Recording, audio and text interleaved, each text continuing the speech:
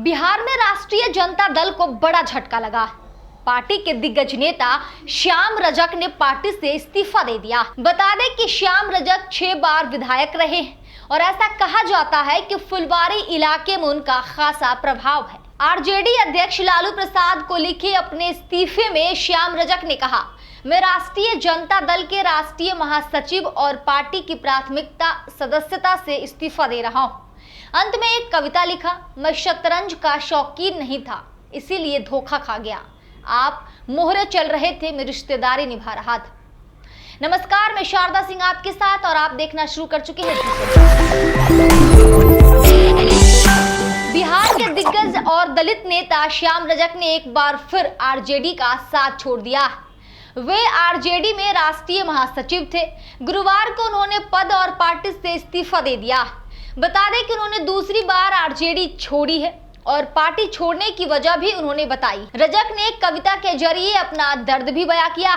माना जा रहा है कि श्याम रजक अब दूसरी बार जेडीयू में शामिल हो सकते हैं। श्याम रजक 6 बार विधायक रहे हैं और फुलवारी इलाके में खासा प्रभाव माना जाता है। आरजेडी अध्यक्ष लालू प्रसाद को लिखे अपने इस्तीफे में श्याम रजक ने कहा, मैं राष्ट्रीय जनता दल के राष्ट्रीय महासचिव और पार्टी की प्राथमिक सदस्यता से इस्तीफा दे रहा हूं। अंत में एक कविता लिखा, मैं शतरंज का शौकीन नहीं था, इसीलिए धोखा खा गया। आप मोहरे चल रहे थे, मैं रिश्तेदारी निभा रहा था। बाद में रजक ने पत्रकारों से बातचीत में कहा कि राजद से मोह भंग हो गया।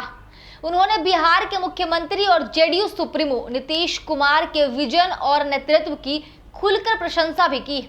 हालांकि उन्होंने अपनी अगली रणनीति के बारे में कुछ नहीं बताया।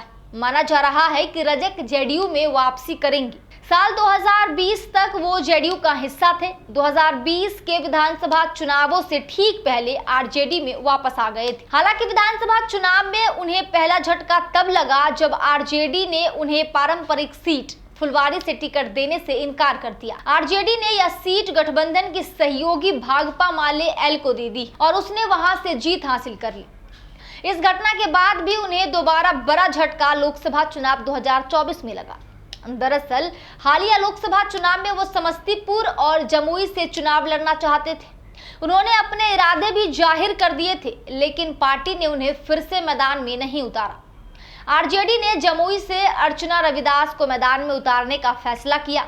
ऐसे में रजक के सामने समस्तीपुर से उतरने का विकल्प बचा, लेकिन ये सीट भी अलायंस में सहयोगी कांग्रेस को दे दी गई। तब से वो जल्द पार्टी छोड़ने की रणनीति पर काम कर रहे थे। रजक के बारे में कहा जाता है कि वो अपनी राजनीतिक शुरुआत में नीतीश कुमार के खिलाफ मुखर रहे। हालांकि बाद में नीतीश के पाले में आ गए। जेडीयू में शामिल होने के बाद उन्होंने 2010 के चुनावों में फुलवारी से फिर जीत हासिल की और उन्हें नीतीश मंत्रिमंडल में शामिल किया गया। रजक उस समय खाद्य प्रसंस्करण और उपभोक्ता संरक्षण मंत्री बनाए गए थे।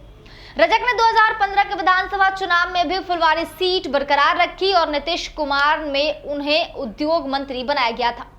हालांकि अगस्त 2020 में नीतीश से मतभेद हो गए और वो फिर से आरजेडी में शामिल हो गए। रजक कभी लालू यादव के बेहद करीबी माने जाते थे। लालू के बेटे और पूर्व उप मुख्यमंत्री तेजस्वी यादव के उभरने के बाद वो आरजेडी में हाशिए पर चले गए।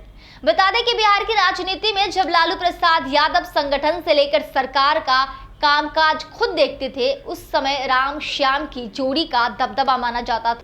राम कृपाल यादव और श्याम रजक लालू के लेफ्ट और राइट हैंड कहे जाते थे। राम और श्याम के नाम से यह जोड़ी सियासी गलियारों में इतनी चर्चा में रहती थी कि दोनों नेता अपनी किसी भी मांग को पार्टी हाईकमान से पूरा करवाने में सक्षम माने जाते थे। हालांकि समय के साथ परिस्थितियां बदली और सबसे पहले राम यानी राम कृपाल यादव ने आरजेडी से एग्जिट किया और बीजेपी में शामिल हो गए। उसके बाद अब दूसरा ऐसा मौका आया जब श्याम रजक को भी आरजेडी छोड़नी पड़ी। इसका प्रमुख कारण यही माना जा रहा है कि लालू यादव भले पार्टी सुप्रीमो हैं, लेकिन संगठन से जुड़े सभी निर्णय उनके बेटे तेजस्वी यादव ले रहे और लालू के करीबी और पुराने भरोसेमंद साथियों की एक नहीं चल रही। पुराने नेता आज खुद को पार्टी में असहज महसूस कर रहे हैं और अपने लिए ही टिकट की जुगाड़ नहीं कर पा रहे। ऐसे में उनके सामने एग्जिट करने या मौका मिलने तक इंतजार करने के अलावा दूसरा कोई ऑप्शन नहीं बच रहा। श्याम रजक के मामले में भी यही हुआ है।